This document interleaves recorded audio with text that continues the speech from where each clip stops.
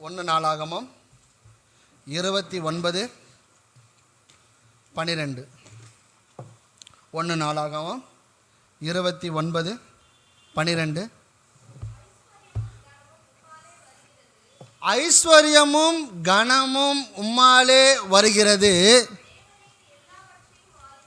தேவரீர் எல்லாவற்றையும் ஆளுகிறவர். எல்லாம் இந்த வார்த்தை சொல்லலாமா? எல்லாம் திருப்பிடிங்களா? பக்கம்டாக்கா என்ன பேஜ் நம்பர்? 542. எல்லாம் கைகளை வச்சு அந்த வார்த்தையை சொல்லலாமா? உம்முடைய கரத்தில் சத்துவமும் வல்லமையும் உண்டு, எவரையும் மேன்மைப்படுத்தவும்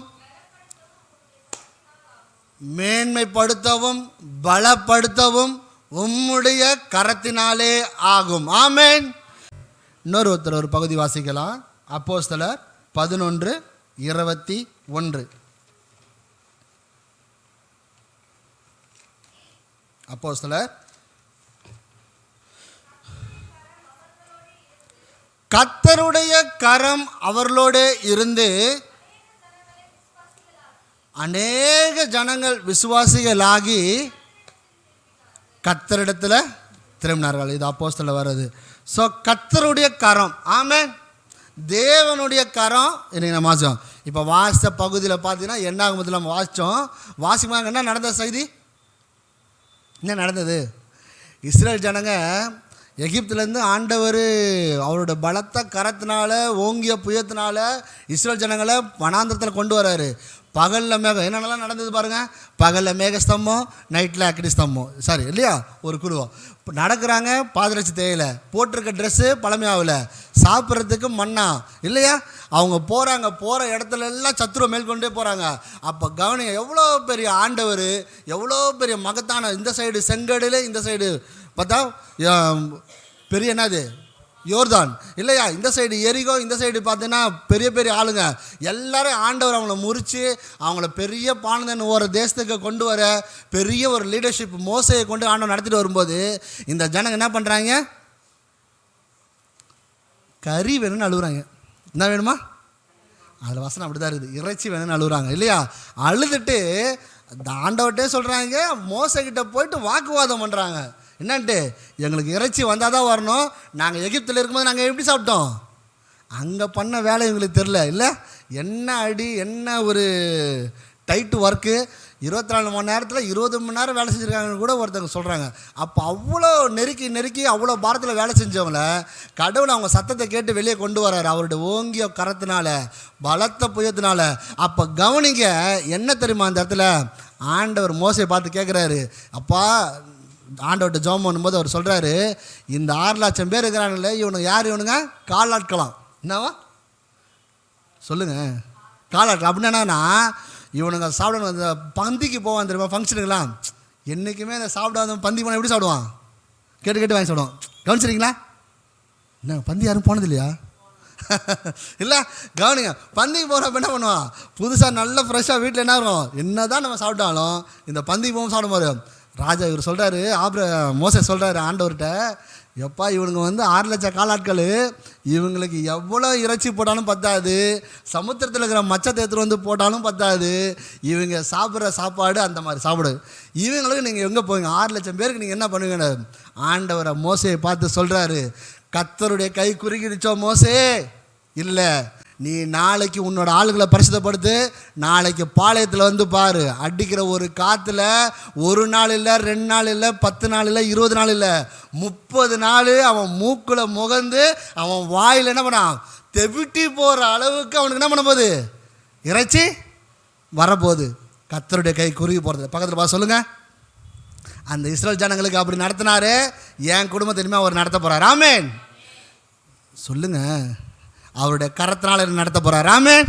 அவருடைய கரத்தினால் என்னை மகிமைப்படுத்த போகிறார். ஆமென். எவரையும் மேன்மைப்படுத்தவும் எவரையும் பலப்படுத்தவும் அவருடைய கரத்தினால் ஆகும். ஆமென். இப்போ கவனிங்க, கரண் நம்பது என்னது? போன மாதம் நான் இப்படி தான் வந்தேன். ஒரு ரெகுலராக இது இல்லையா, சொல்லும்போது நான் ஒரு மெசேஜ் எடுத்துகிட்டு வரேன். வரும்போது பார்த்தீங்கன்னா கண்களை பற்றி பேசலான்னு எடுத்துகிட்டு வந்தேன். இந்த இடத்துல என்ன இருந்தது?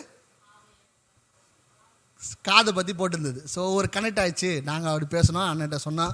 இன்றைக்கி சரி கரத்தை பற்றி எடுத்துகிட்டு வரலாம், கத்தை நம்மகிட்ட என்ன பேசுகிறாரு, சரி ஒரு லீடிங் கிடைக்குதான்னு சொல்லிட்டு யோசிச்சுட்டே இருக்கும்போது முதல் பாட்டு நீதியின் கரத்தினால என்னை தாங்குகிறார் இல்லையா.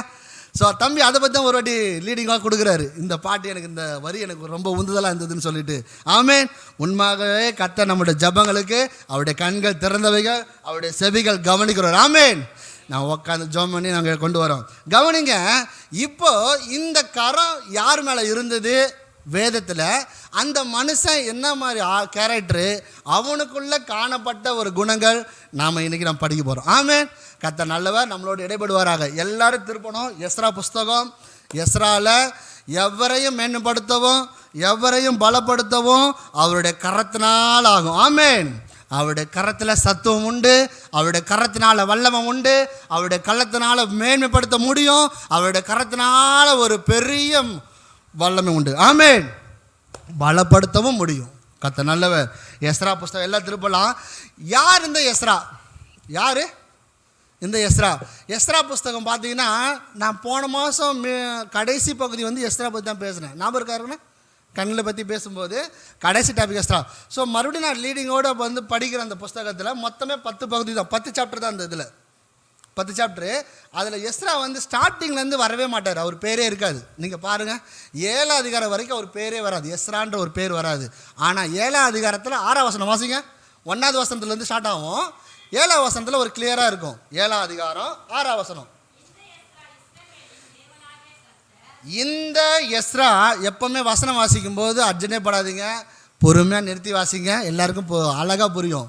தம்பி கம்மா இருக்கிற இடத்துல கம்மா, கேப் இடத்துல என்னது கேப், அப்போ அழகாக கூர் நல்லாயிருக்கும். ஆமாம். இந்த எஸ்ரா இஸ்ரவேலின் தேவனாகிய கர்த்தர் அருளிய மோசையின் நியாயப்பிரமாணத்தினாலே நியாயப்பிரமாணத்திலே தேறின வேதபாரகனாய் இருந்தான். அவனுடைய தேவனாகிய கர்த்தருடைய கரம் இருந்ததினால் எல்லாவற்றையும் ராஜா என்ன பண்ணான், அவருக்கு கொடுத்தான். 1வது வசனம் வாசிங்க. அவனோட இல்லஸ்ட்ரேஷன் எப்படி வருது பாருங்கள், அவனோட வம்ச வரலாறு. ஒரு பிரேயர் வாசிக்கும்போது பைபிளில் வருதுன்னா முக்கியமான ஆளுக்கு அவன் வம்ச வரலாறு காட்டிட்டு அப்படி இன்ட்ரெஸ்ட் வரும். இதில் பாருங்கள் எப்படி அப்படியே ரிவர்ஸாக இருக்கும் பாருங்களேன். 1வது வசனம் வாசிக்குமா. இந்த வர்த்தமானங்களுக்கு பின்பு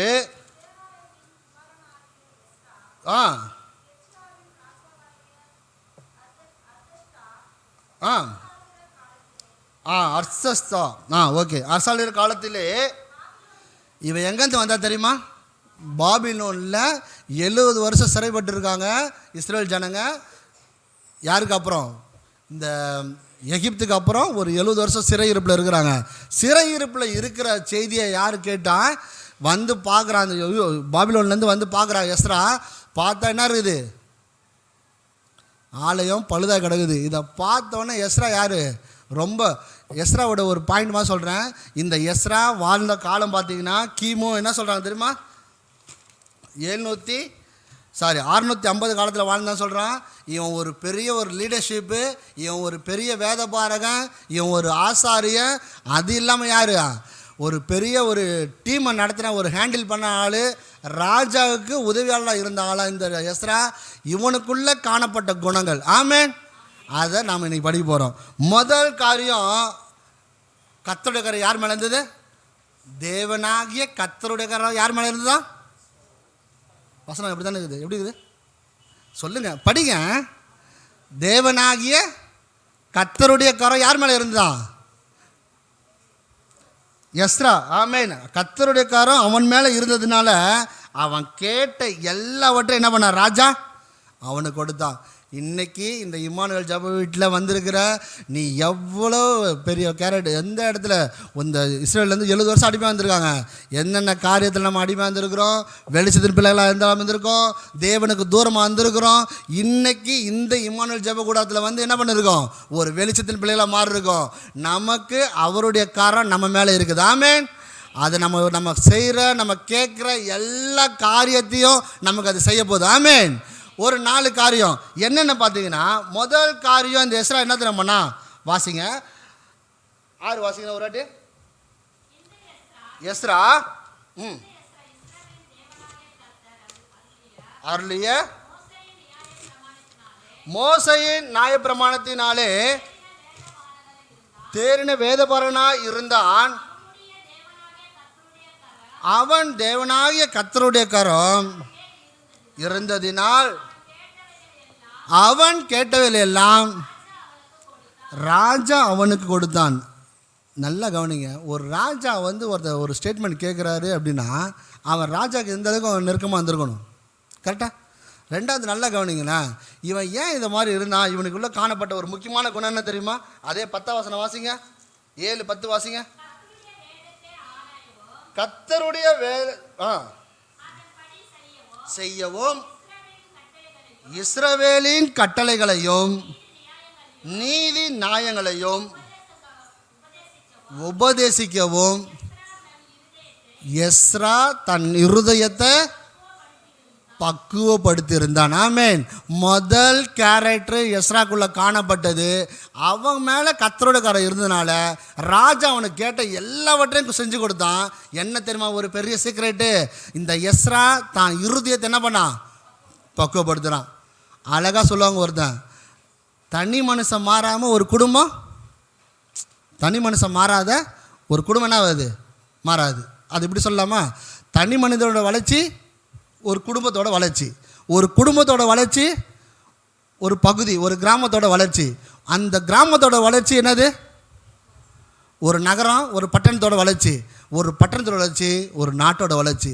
இப்போ கவனிங்க, எப்போ தனி மனித எனக்குள்ளே ஒரு பக்குவம் வரலையோ நான் என்ன பண்ண முடியாது? மாற்றம் எனக்குள்ளே வரல, எனக்குள்ளே சேஞ்ச் நடக்கலை, எனக்குள்ளே காரியம் மாறலைன்னா அந்த இடத்துல என்ன ஆகாது? ஆண்டவர் கேட்டதை நம்ம என்ன பண்ண முடியாது. நீங்கள் இந்த அஸ்தசத ராஜாவை தேவனுக்கு முன்னாடி நிறுத்திங்க, தேவன் உங்கள் கண்ணுக்கு முன்னாக. ஸோ ராஜா கிட்ட நீங்கள் கேட்குறீங்கன்னா அவர் எல்லாவற்றையும் அவருக்கு செய்யணும்னா, அவருடைய கரம் உங்கள் மேலே இருக்கணும்னா உங்கள் இருதயத்தை நீங்கள் என்ன பண்ணணும்? பக்குவப்படுத்தணும். எதனால? வேத வசனத்தினால. எதனால்? வேத பரிசு ஆராயவும். வாசிங்க 10 வசனத்தை.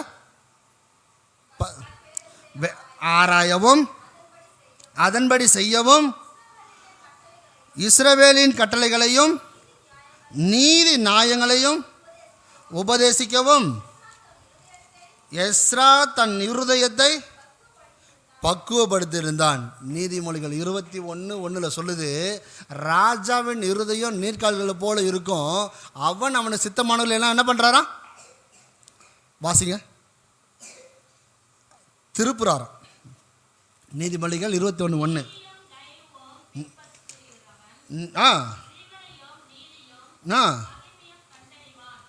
இல்லைக்கா 1 வசனங்க 21:1. ராஜாவின் இருதயம் கர்த்தரின் கையில் எப்படி இருக்குதா? அதை தமது சித்தமானபடி என்ன பண்ணுறாரா? அவனோட எண்ணத்தை அவர் சொல்கிறார் ஆண்டவர், இல்லையா? கவனிங்க. அப்போது இந்த வசனத்தை இந்த வேதத்தில் படி அவன் என்ன பண்ணுறான்? ஆராயறதுக்கு, வேதத்தை தியானிக்கிறதுக்கு அவனோட இருதயத்தை என்ன பண்ணுறான்? இன்றைக்கி நம்ம எத்தனை பேர் ஒழுக்க வைக்கிறோமா? வேதம் வாசிக்கிறோமா? தனிப்பட்ட வாழ்க்கையில் ஒழுக்கம் இருக்கா? ஏதோ இருக்க ஜோம் பண்ணுறோம், குடும்ப ஜோம் இருக்குது, வேத வாசிப்பு இருக்குது. வேதத்தை தியானிக்கிறது என்னது? வேதத்தை படிக்கிறது ஓகே, தியானிக்கிறது என்னது? ரிட்டைன் ரீங்க வர சொல்லுவாங்க இல்லையா? அந்த வசனம் நமக்குள்ளே என்ன வரும்? இனி நான் அண்ணன் அடிக்கடி சொல்லுவார், இன்னைக்கு காலையில் நான் படித்தேன், இன்னைக்கு காலண்டரில் நான் பார்த்தேன். கவனிச்சிருக்கீங்களா? இல்லை? அப்போ பார்க்கும்போது பாருங்கள், அந்த வசனம் அன்றைக்கி நீங்கள் என்ன காரியத்துக்காக நீங்கள் போகிறீங்களோ உங்கள் இருதயத்தை அது பக்குவப்படுத்தி அந்த காரியம் ஆட்டோமேட்டிக்காக என்ன ஆகும்? நடக்கிறதுக்கு ஒரு வழிவகை செய்யும். அந்த வசனத்தை நீங்கள் திரும்ப திரும்ப சொல்ல, ஒருவேளை நீங்கள் ஏதோ காரியத்துக்கு போகிறீங்க, ஒரு வசனம் எதில் வரும், வாட்ஸ்அப்பில் வரும், ஆட்டோவில் எழுதி போட்டிருப்பாங்க, இல்லை ஒரு சர்ச்சில் எழுதி போட்டிருப்பாங்க, போகிற வழியில் கரெக்டாக நடக்கும் பாருங்களேன். நீங்கள் படிச்சிருப்பீங்க காலையில், அந்த வசனம் எகெயின் ரிப்பீட்டடாக நமக்கு நடக்கும். வேதத்தை ஆராயவும் தானிக்கவும் எஸ்ரா தன் இருதயத்தை என்ன பண்ணா? இன்றைக்கி நமக்குள்ள ஒரு பக்குவம் வேணுங்க. இன்றைக்குள்ள நமக்கு ஒரு பக்குவம் வேணும். இது வரைக்கும் நான் ஒழுங்காக நான் வேத வாசிக்கலையா? அந்த டிக் பண்ணுறோமா? இனிமேல் நோட்டு வருதா? எவ்ரி சண்டே வரும்போது சீட் எடுத்துனுவாங்க, ஹோம்ஒர்க் யாரெல்லாம் வாசிக்கலன்னு கேட்கணும். இல்லை நம்ம கொடுத்தோம்ல அந்த சீட்டை சொல்கிறேன், அந்த வேத வாசிப்பு சீட்டு இல்லையா? கவனிங்க. அப்போது நமக்குள்ள ஒரு ஒழுக்கமுள்ள வாழ்க்கை இருக்கா இல்லையா? இந்த எஸ்ரா பாருங்கள், எவ்வளோ பெரிய லீடர்ஷிப்பு, எவ்வளோ பெரிய ஆள். இவன் சொல்கிறான், என் இறுதியை நான் என்ன பண்ணேன், ஃபஸ்ட்டு அவன் சேஞ்ச் ஆகிறான், அவன் சேஞ்ச், அதுக்கப்புறம் தான் அவன் அடுத்த ஆளுக்கிட்ட போகிறான். நான் மாறாமல் எதுவுமே மாறாது. கரெக்டாக? ஸோ தன் இருதயத்தை யார் பண்ணுறான் ஃபஸ்ட்டு? இப்போ கூட வேதத்தை ஆராயிறான். எனக்கு என்னங்க நன்மை இருக்குது? வேதத்தை நான் படிக்கிறேன், எனக்கு என்ன நன்மை இருக்குது? வாசிங்க யோவான் 5:39. வேத வாக்கியங்களை ஆராய்ந்து பாருங்கள். யோவான் 5:39. வேத வாக்கியங்களை ஆராய்ந்து பாருங்கள், நித்திய ஜீவனை எங்கே இருக்குது? எங்கே இருக்குது? எல்லா காலத்தை தூக்கி காட்டலாமா? வேத வாக்கியங்களை ஆராய்ந்து பாருங்கள், அவைகளால் என்ன உண்டு? நித்திய ஜீவன் உண்டு. இல்லையா? வருஷம் ஒரு புது பைபிளோ இல்லை என்ன பண்ணுறோம், நம்ம ஒரு வேளை வாங்கி வச்சுட்டு என்ன பண்ணுவோம், அடிக்கடி திறந்து வாசிக்கணும். ரொம்ப வருஷமாக ரொம்ப நாளாக பைபிள் புதுசாக இருக்குதுன்னு என்ன பண்ணல, படிக்கலை, பேஜ் என்ன ஆகலை, பழசாகலை. கரெக்டு தானே? நம்ம கை பட என்ன ஆகும், அந்த வார்த்தைங்க அந்த பேஜ் என்ன ஆகும், மாறிட்டே இருக்கும். எனக்கு தெரிஞ்ச ஒரு அண்ணன் இருக்காங்க சென்னையில், பைபிள் கால்ஸ்னு ஒரு இடத்துல ஒர்க் பண்ணுறாங்க. வருஷம் இந்த கண்காடன்னு ஒரு புக்கு இருக்குது, வேதத்தில் தியானிக்கிறதுன்னு. வருஷம் இந்த புக் ஃபேர் போடுவாங்க. கெல்லிஸில் வந்து பார்த்தீங்கன்னா இந்தியன் பைபிள் லிட்ரேச்சர் சொல்லிட்டு IBLன்னு சொல்லி ஒன்று வரும், அவங்க போடுவாங்க புக் ஃபேர் போடும்போது அப்படியே வாங்குவார் ஒரு புக்கு, அப்படியே ஃபுல் செட்டாக வாங்கிட்டு ஒரு புது பைபிள், பெரிய பைபிள், இந்த 1500 வரும் இல்லையா, பாஸ்ட் வச்சுருப்பாங்கல்ல பெரிய பைபிள், அந்த பைபிள் வாங்கிட்டு கூட என்ன பண்ணுவார், ஒரு கண்காடம் வருஷம் அவர் செல்ஃபில் போய் பார்த்தீங்கன்னா இந்த வருஷம் ஒரு பைபிள் இருக்கும், எழுதி அந்த ஹைலைட்டர் தம்பி வச்சுருப்பான் பாருங்கள், ஆரஞ்சு கலர் ஹைலைட், அது மாதிரி எழுதி என்ன பண்ண மார்க் பண்ணி ஹைலைட் பண்ணி என்ன பண்ணியிருப்பாங்க, அந்த மாதிரி வச்சுருப்பாங்க. ஒரு சில பேர் என்ன பண்ணியிருப்பாங்க, இந்த மாதிரி இது வச்சுருப்பாங்க நோட்ஸு, மேலே என்ன பண்ணுவாங்க, இன்றைக்கி டேட்டுன்னு போட்டு என்ன பண்ணுவாங்க, என்ன குறிப்பு எழுதுன்னு சொல்லிட்டு என்ன பண்ணுவாங்க, அந்த குறிப்பை அதில் ஒட்டி விட்டுருவாங்க. ஸோ இந்த மாதிரி நோட்ஸு. அப்போ என்ன பண்ணோம், வேதத்தை தியானிக்க ஆராய பக்குவப்பட மாற்றம் பாரு, நீங்கள் தியானிக்க நம்ம இறுதி நமக்குள்ளே என்ன ஆகிடும், பக்குவ நம்ம இன்னும் கிட்ட. இன்னொரு வசனம் வாசிக்கணும், அழகாக இருக்கும் பாருங்களேன். யோவான் 6:68 வாசிங்க. இந்த வேதத்தை வாசித்தா எனக்கு என்ன பயனு? அன்றைக்கி எஸ்ரா வாசித்தானே, தன் இருதயத்தை பக்குவப்படுத்தினானே, நான் வாசித்தா எனக்கு என்ன பயனு? யோவான் 6:68.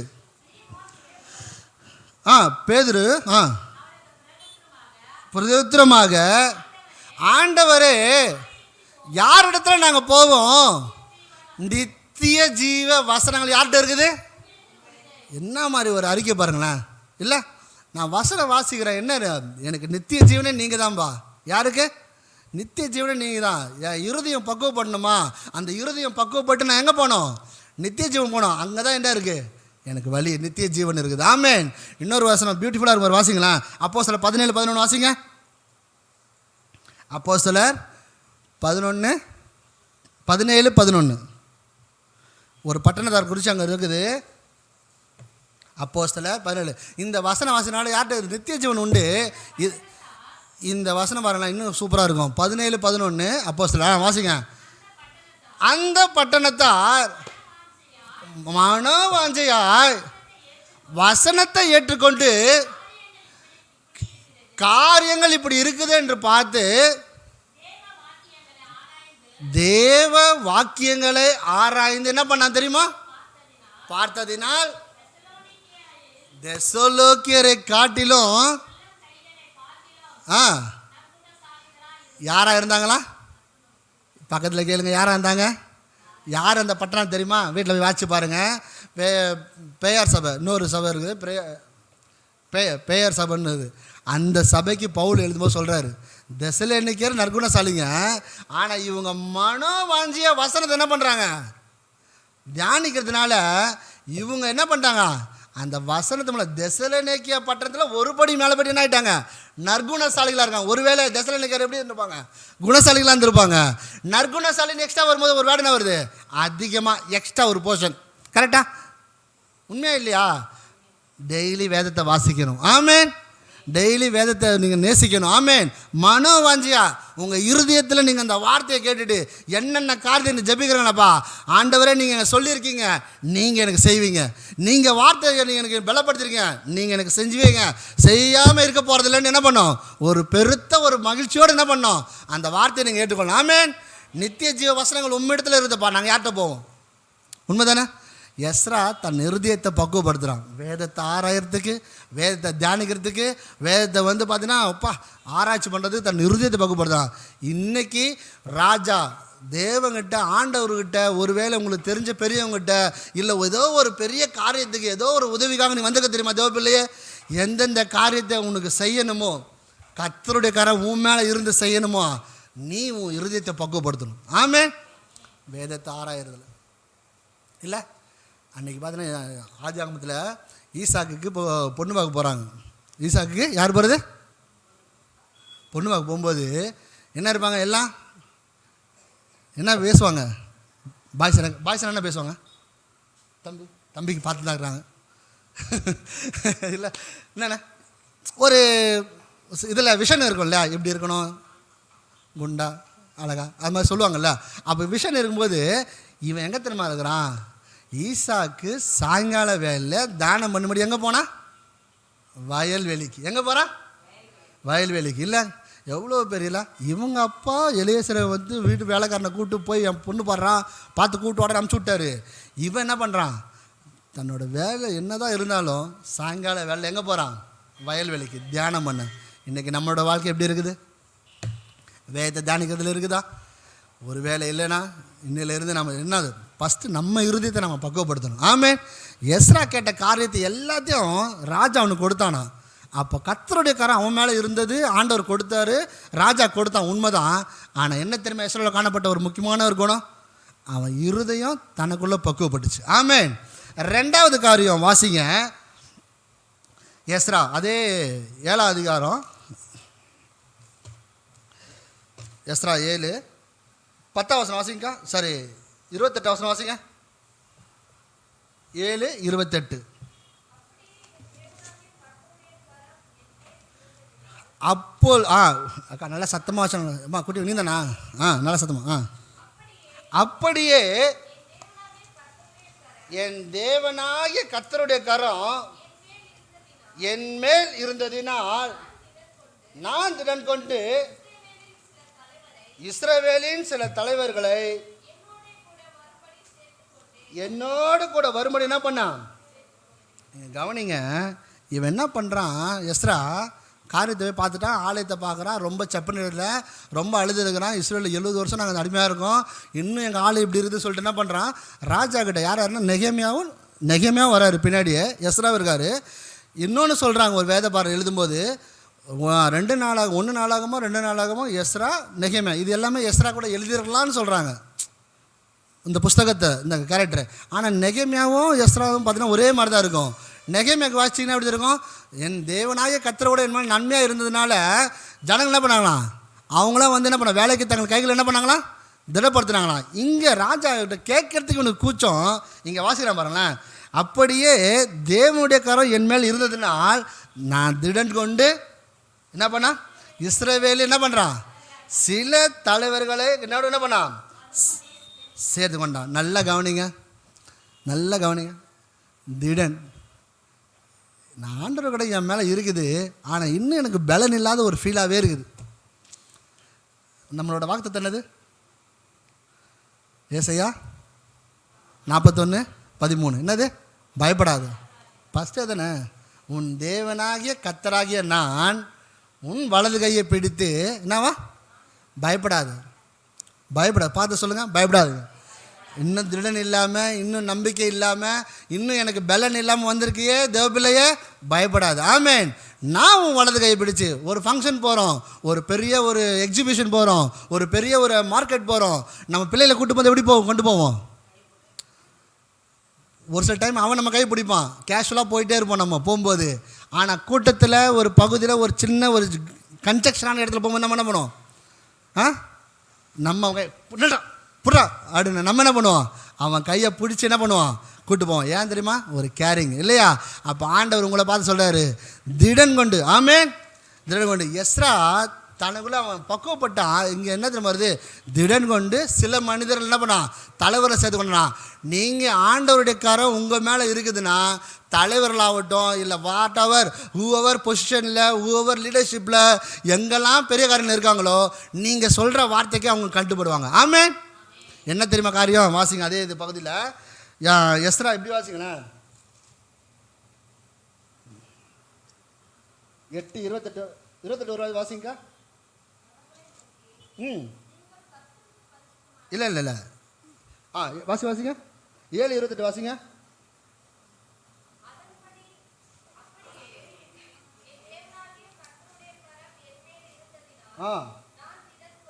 திறன் கொண்டு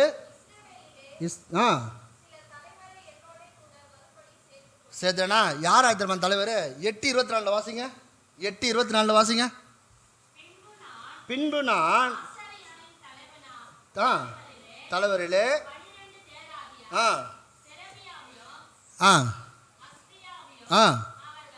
சகோதரில் 10 பேரை பிரித்து எடுத்து ராஜாவும் அவருடைய ஆலோசனைக்காரரும் பிரபுக்களும் அங்கே இருந்த சகல இஸ்ரவேலரும் எங்கள் தேவனுடைய ஆலயத்துக்கென்று எடுத்து கொண்டு வந்த காணிக்கையும் வெள்ளியையும் பொன்னையும் பனிமுட்டுகளையும் என்ன பண்ணுறான்?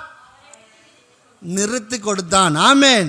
இந்த எஸ்ராக்குள்ள காணப்பட்ட 2வது குணம் என்ன தெரியுமா? உத்தம வேதபாரனாகிய எஸ்ரா. ஆமென். உத்தமம். சொல்லுங்க. ராஜா கிட்ட லெட்டர் கேட்டான்ல, ராஜா எல்லாத்தையும் செஞ்சான்ல, செஞ்சுட்டு போகும்போது ராஜா ஒரு லெட்டர் கொடுக்குறாரு. யாருக்கு? எஸ்ராக்கு லெட்டர் கூட. வாசிங்க 7:12 வாசிங்க. எதனால் இந்த காரியத்தை நான் சொல்கிறேன்னா, கர்த்தருடைய காரியம் என் மேலே இருக்குது. நான் எந்த காரியம் இவ்வளோ பெரிய காரியத்தை நான் பண்ணுவேன்னா, இவ்வளோ பெரிய காரியம் என்ன வேணாலும் நடக்குமான்னு சொல்லி ஒரு சந்தேகத்தோடு உட்காந்துருக்கு இல்லையா? கடவுள் உங்களுக்கு பலத்தை கொடுக்குறாரு. இந்த பலம் எது தெரியுமா? வாசிங்க 7:12 வாசிங்க. ராஜாதி ராஜாவாகிய அஸ்தசாஸ்திரா அவன் எழுதுறான் ஒரு லெட்ரு.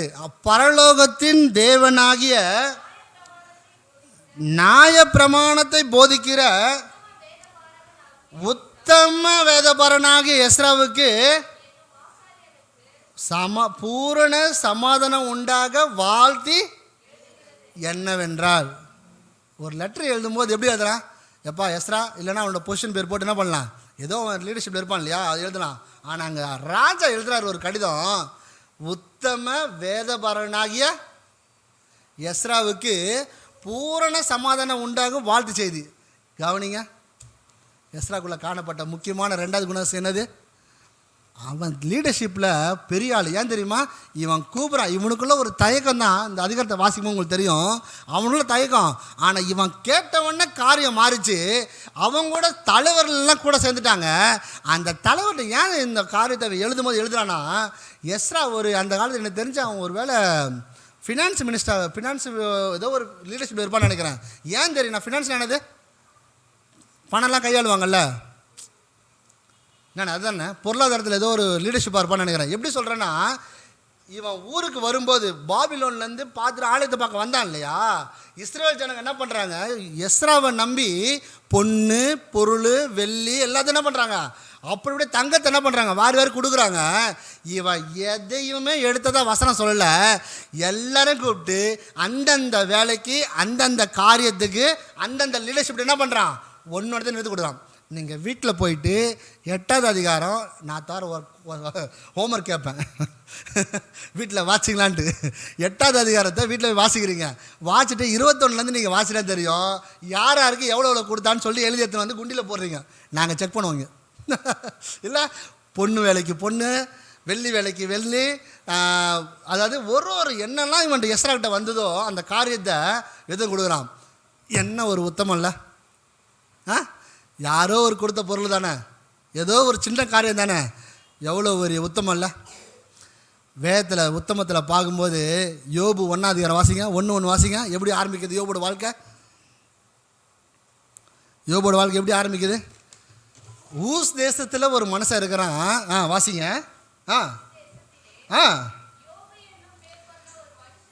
யோபு என்னும் பேர் கொண்ட ஒரு மனுஷன் இருந்தான்பா.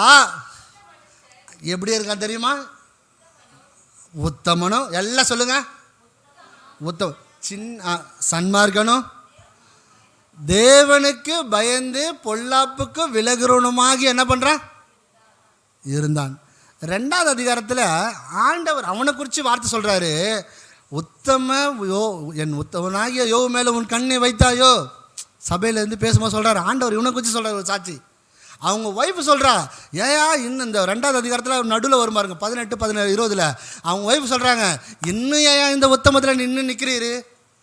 ஆண்டவர் எல்லாத்தையும் எடுத்துட்டாருல்ல, பிள்ளை போச்சு, வயல் போச்சு, நிலம் எல்லாம் போச்சு, வீடு எல்லாம் போயிடுச்சு, இன்னும் நீ என்ன பண்ணிடு உங்களுடைய காரியத்தில் இன்னும் உத்தமம் உனக்கு.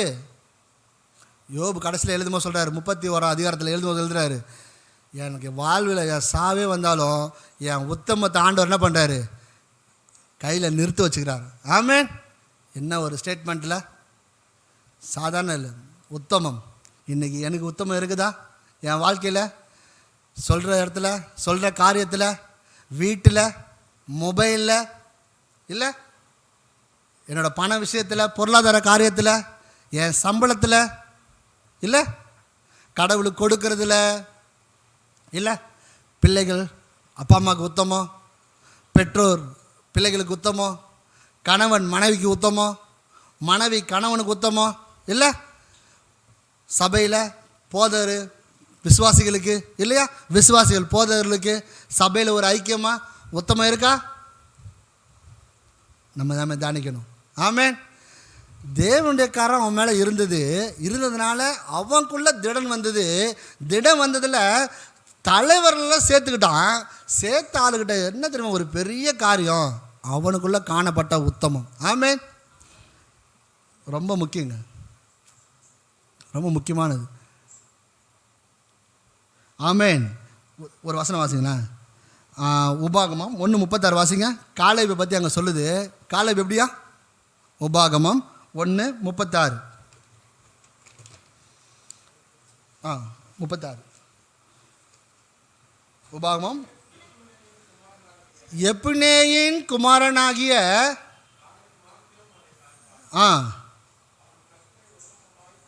எப்படி அவனை பற்றி சொல்கிறாங்க ஸ்டேட்மெண்ட்டு. 2 பேர் போயிருக்காங்க, காலேபு யோசுவா. அதில் காலேபை பற்றி சொல்லுது, கர்த்தரை உத்தமாக பின்பற்றின யாரா? வாசிங்கண்ணா, ஃபுல்லாக வாசிங்கண்ணா.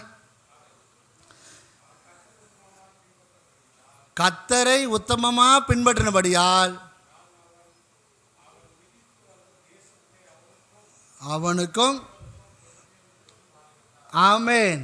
தேசத்தை பிரிக்கும்போது காலேபுக்கு ஒரு பங்கு வருது. காலேபுக்கு வர பங்கை அவன் சொல்கிறான் யோசுவாக்கிட்ட சொல்லும்போது, கர்த்தரை உத்தமமாக பின்பற்றின ஒரு ஆள் தான் யார்? காலேபு. அவனுக்குன்னு ஒரு தேசம் வந்தது. ஒரு நாள் மெசேஜில் சொல்லியிருக்கேன், அவங்க பொண்ணுக்கும் அவன் இடத்த கொடுக்குறான். யாருக்கு? காலேபோட பொண்ணுக்கு. ஒரு வேளை வாய்ப்பு கிடச்சினா அந்த மெசேஜ் நான் இன்னொரு வாட்டி எடுக்கிறான். ஸோ கவனிச்சிங்க, அவன் பொண்ணுக்கும் கொடுக்குறான். நீ பார்க்குற திசையெல்லாம் உனக்கு தான்ட்டு ஆண்டவர் அவனை ஆசீர்வதிக்கிறாமே. இன்றைக்கி நீங்கள் கேட்ட காரியம் நடக்கணும். எனக்குள்ள தலைவர் நான் சொல்கிற வார்த்தையை எனக்குள்ளே மேலே இருக்க பெரியவங்க கேட்கணும். எல்லாம் என்ன நமக்குள்ளே காணப்பட வேண்டிய காரியம். என்ன காரியம்? 2வது காரியம் உத்தமம். சொல்லுங்கள், உத்தமம். எஸ்ராக்குள்ளே காணப்பட்ட 2வது காரியம். முதல் காரியம், அவன் தன்னை சரி செஞ்சு தனக்குள்ளே பக்குவப்பட்டான் வேதத்தை ஆராய தியானிக்கிறதுக்கு. அவன் என்னெல்லாம் கேட்டானோ ராஜா அவனுக்கு பண்ணி கொடுத்தாரு.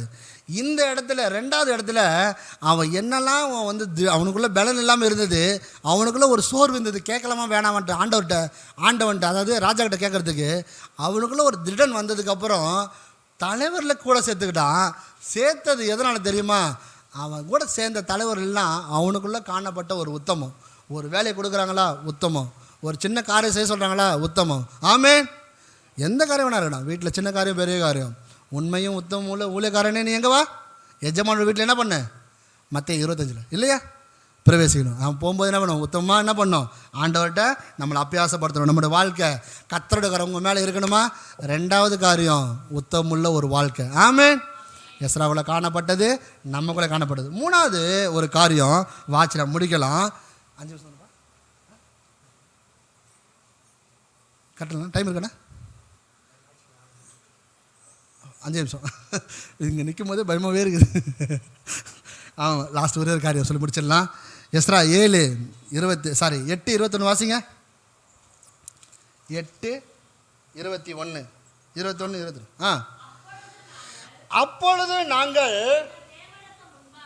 எங்கள் 22 வாசிங்க. 22 வழியிலே சத்துருவை விலக்கி எங்களுக்கு துணை செய்யும். நான் ராஜாவினிடத்தில் சேவகரையும் குதிரை வீரரை கேட்க வெட்கப்பட்டிருந்தேன். எங்கள் தேவனுடைய கரம் தம்மை தேடுகிறவர எல்லார் மேலும் அவர்களுக்கு எப்படி இருந்ததா? நன்மையாக இருந்தது. 23 வசனம் முடிக்குது அந்த வசனம். நாங்கள் உபவாசம் பண்ணி எங்கள் தேவனிடத்தில் அதை தேடினோம். எங்கள் விண்ணப்பத்தை என்ன பண்ணார்? அவரு கேட்டேன்ல. ஆமென். என்ன தெரியுமா ஒரு காரியம், வழியில் போகிறோம், பாபிலோன்லேருந்து வந்தான்ல இந்த தேசத்துக்கு வரும்போது வழியில் பொருள் கொடுத்துருக்காங்க. இந்த பொருள் என்ன இருக்கும்? இப்போலாம் பெரிய பெரிய பைபாஸ் இருக்குது, நல்ல டிரான்ஸ்போர்ட் வசதி இருக்குது, காரில் போகலாம், வேனில் போகலாம், நமக்கு என்னெல்லாம் நமக்கு ஆடம்பரம் இருக்குது. நம்ம என்ன பண்ணலாம்? நம்மளோட வசதிக்கு ஏற்ற மாதிரி எப்படி வேணால் போகலாம். ட்ரெயினில், ஃப்ளைட்டில் கூட போகலாம். ஈவன் தனியாக கூட நம்ம என்ன பண்ணலாம், ஒரு ப்ரைவேட் கூட என்ன பண்ணலாம், நல்ல குஷன் கார் கூட வச்சுக்கலாம். இவங்ககிட்ட இந்த பொருள் எவ்வளோ தெரியுமா சொல்கிறாங்க மதிப்பு? இவங்ககிட்ட கொண்டு வந்த பொருளோட மதிப்பு, அந்த காலத்தில் இருந்த அந்த பொருளோட மதிப்பு இன்றைக்கி பார்த்தீங்கன்னா 2000 கோடியாம். எவ்வளோ? அதான் சொன்னேன். நீங்கள் 8ஆம் அதிகாரத்தை போயிட்டு வீட்டில் வாசிங்கன்னா எவ்வளோ நிறுத்து கொடுத்தான்னு இருக்கும். ஒரு சவரம் தங்கம் எவ்வளோமா? போயிடுச்சு, 70 ரூபா போயிடுச்சு. 1 கிராமு 8000 வந்துச்சு இல்லையா? 9000 10,000 கிட்ட வந்துச்சு. கவனிங்க, அவ்வளோ பொருளை யார்கிட்ட கொடுத்துருக்காங்க? எஸ்ராட்ட கொடுத்துருக்காங்க. அதை எடுத்துன்னு வரும்போது இவன் என்ன சொல்கிறான்? ஆண்டவருக்கு தேவனுடைய கரம் எங்கள் மேலே நன்மையாக இருந்ததுனால வழியில் வர்ற சத்துருக்களுக்கெல்லாம் என்ன பண்ணாரா? அவர் எங்களை விலக்கி எல்லாத்தையும் என்ன பண்ணாரா? எங்களுக்கு உறுதுணையாக இருந்தார். ஆமென். ஏன் இந்த உறுதுணை வந்துச்சு? வழியில் ஆண்டவர் சத்துருக்களை விலக்கினாருன்னு பார்த்தீங்கன்னா கீழே சொல்லுது 21 வசனம் வாசிங்க. நாங்கள் என்ன பண்ணோம்? அது எதனால் ஆண்டவர் எங்களுக்கு துணை செஞ்சார், எதனால் ஆண்டவர் எங்களை சத்துருக்கள் விலக்கினாருன்ட்டு 21 வசனம் சொல்லுங்கள், வாசிங்க பார்க்கலாம். அப்பொழுது நாங்கள் எங்கள் தேவனுக்கு முன்பாக எங்களை தாழ்த்துகிறதற்கும் எங்களுக்காகவும் எங்கள் பிள்ளைகளுக்காகவும் சகல பொருள்களுக்காகவும் தேடுகிறதற்கும் நதி அண்டையில் உபவாச குருநாள். இவன் பாருங்க, இவனுக்குள்ள காணப்பட என்ன தெரியுமா ஒரு பெரிய காரியம்? உபவாசம். சொல்லுங்க, லாஸ்ட்டாக என்னைக்கு நம்ம உபவாசம் பண்ணோம்? கடைசியா நம்ம சபையில் இருக்குது இல்லையா? சனிக்கிழமை வெள்ளிக்கிழமை நம்ம அடிக்கடி சொல்கிறது இல்லையா? சபையில் இருக்குது, நீங்கள் வாங்க, நீங்கள் ஜோம் பண்ணுங்க. ஆமென். விசுவாசத்தோட நேரம் இருக்கும்போது வாங்க, கம்பல்சரி இல்லை. ஏன்னா அப்புறமே நான் வேலைக்கு போகிறேன் சார், வர முடியல, இல்லை மெசேஜ் வரல, அதெல்லாம் சொல்லக்கூடாது. நீங்கள் மனப்பூர்வமாக வாங்க. மனப்பூர்வமாக நீங்கள் என்ன பண்ணுங்கள்? உங்கள் வெள்ளி சனி ஞாயிறில் உங்களோட விண்ணப்பங்களை நீங்கள் என்ன பண்ணுங்கள்? உபவாசம் பண்ணி அறிக்கையிடுங்க. ஆமென். ஏன் தெரியுமா சொல்கிறான் எஸ்ரா? நாங்கள் வழியில் வரும்போது அப்போல்லாம் எப்படி இருப்பாங்க? கலரில் இருப்பாங்க. கரெக்டாக இருப்பா தானேக்கா? ஃபஸ்ட்டில் எப்படிக்கா இருக்கும்? ஒரு 20 வருஷம் முன்னாடி எப்படிக்கா இருக்குது? ஆனால் 20 வருஷம் முன்னாடி நம்ம காட்டுறது எப்படின்னா இருக்கும்? ஒரே ஒரு ரோடு வண்டி பாட்டுன்னு வாங்க. அதுக்கு பேர் என்ன சொல்லுவாங்க? அதானக்கா கவுன்சிலரம்மா வண்டி பாட்டு என்னது அதுக்கு பேர்? நீங்கள் போயிட்டு ரிஜிஸ்டர் ஆஃபீஸில் நீங்கள் செக் பந்தின்னு சொல்லுவாங்க, 4 பவுண்டரி சொல்லுவாங்க. நீங்கள் போய் கேட்டு பாருங்கள், முருகன் வீட்டுக்கு எதிராக வண்டி பாட்டன்னு இருக்கும். நார்த்து சைடு வண்டி பாட்டு என்னதான்? ஒரே ஒரு வண்டி போவோம், மாட்டு வண்டியில் டிராக்டரோ மாட்டு வண்டியோ போவோம், அவ்வளோதான் ரோடு. அப்போல்லாம் அதெல்லாம் கிடையாது. அந்த இடத்துல செடிங்களாம் வளர்ந்து இருந்ததுன்னா இந்த பொருளை வெளியூர்லேருந்து வர ஆளுங்களுக்கு என்ன பண்ணுவாங்க? திருடுறதுக்காக அப்போத்துலேருந்தே இருக்குது அதெல்லாம் ராபரிஸ் இல்லையா? அப்போ என்ன பண்ணணுங்க? கையில் வர ஆள் என்ன பண்ணுவாங்க? நம்ம பைபிளில் இருக்குது நல்ல என்னது ஆண்டவர் சொல்லுவார், வழி போனா ஒருத்தர் வருவான், அவனை என்ன பண்ணுறாங்க?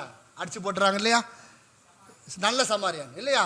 நம்ம பைபிளே இருக்குது. அப்போ கவனிங்க, அப்போ இருக்க ரோடெலாம் நல்லா இருக்காது. ஆனால் இவன் சொல்கிறான், நாங்கள் கையில் இருந்த பொருள் எல்லாரும் ஆண்டவர் எங்களுக்கு மீட்டு கொண்டு வந்தார், சத்துருக்கள்லாம் விளக்குனார், எல்லா காரியத்தையும் எங்களுக்கு கூட இருந்து என்ன பண்ணார் ஆண்டவர்? இந்த ஆலயத்தை கட்டுறதுக்கு எல்லா காரியத்தையும் ஆண்டவர் கூட வந்து எங்களுக்கு லீடர்ஷிப்பை கொடுக்கறதுக்கு எனக்கு உதவி செஞ்சார் அப்படின்னு சொல்கிறான். எதனால் தெரியுமா? எங்கள் பிள்ளைகளும் நாங்களும் உபவாசம் பண்ணி ஆண்டவருக்கு முன்னாடி எங்களை தாழ்த்துறதுக்கு. ஆமென்.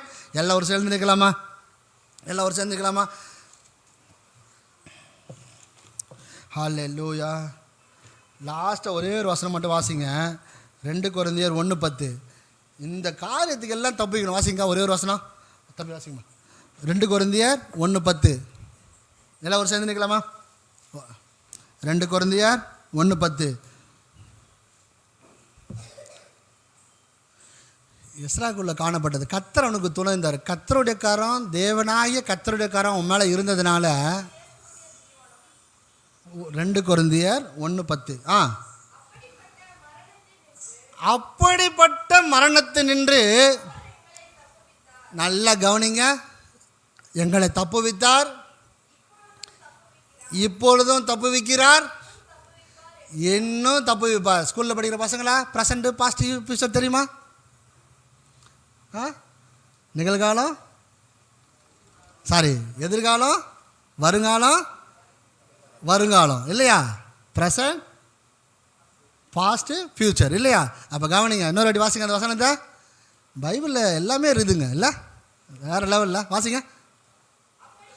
அப்படிப்பட்ட மரணத்தை நின்று அவர் எங்களை தப்புவித்தார், பாஸ்ட்டு, இப்பொழுதும் தப்புவிப்பார், ப்ரெசண்ட்டு,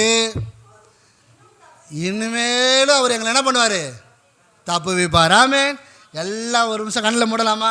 அப்பா ஹல்லேலூயா, ஹல்லேலூயா.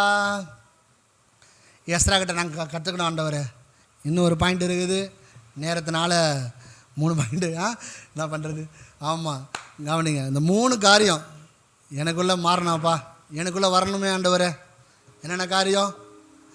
எஸ்ரா முதல் காரியம் தானே பக்குவப்படுத்துகிறான். வேதத்தை தியானிக்க, ஆண்டவரோட தேட, அவரை மகிமைப்படுத்த. என்னென்ன காரியம் பாருங்கள், ஆண்டவர் அவனை பயன்படுத்துகிறாங்க. அவன் ராஜாக்கிட்ட என்னெல்லாம் கேட்டானோ எல்லாமே அவனுக்கு கிடச்சிது. நீங்கள் உங்கள் இருதயத்தை திருப்பும்போது, கர்த்தரண்ட இன்னும் கிட்டி சேரும்போது, நீங்கள் கர்த்தரிடத்துல என்னத்தை விசுவாசமாக நீங்கள் கேட்குறீங்களோ அவர் உங்களுக்கு கத்தருவார். ஆமென்.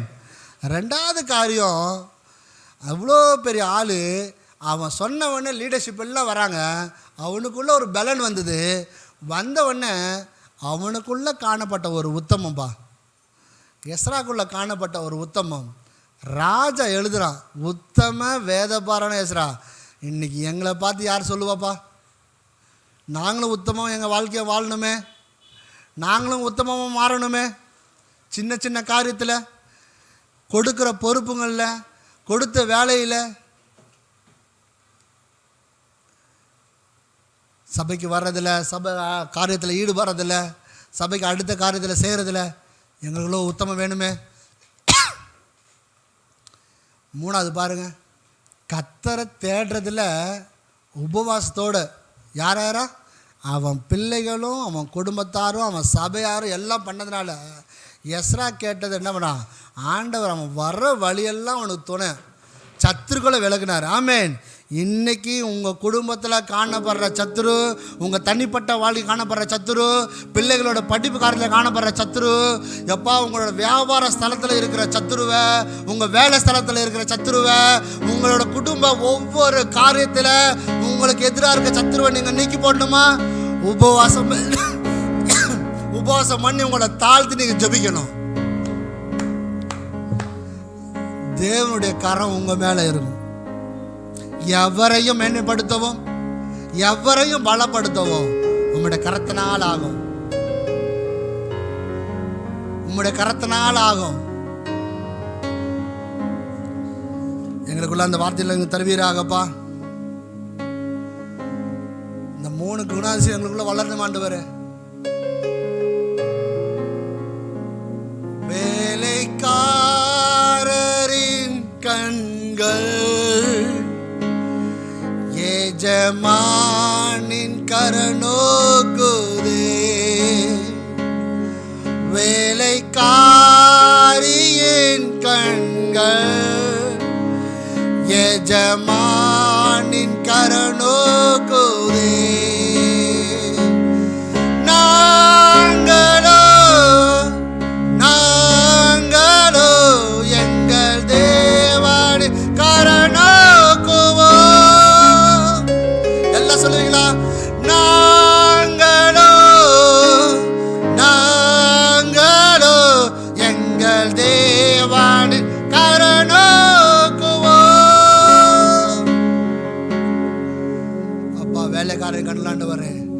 எஜமான நோக்கி இருக்கோம்ப்பா.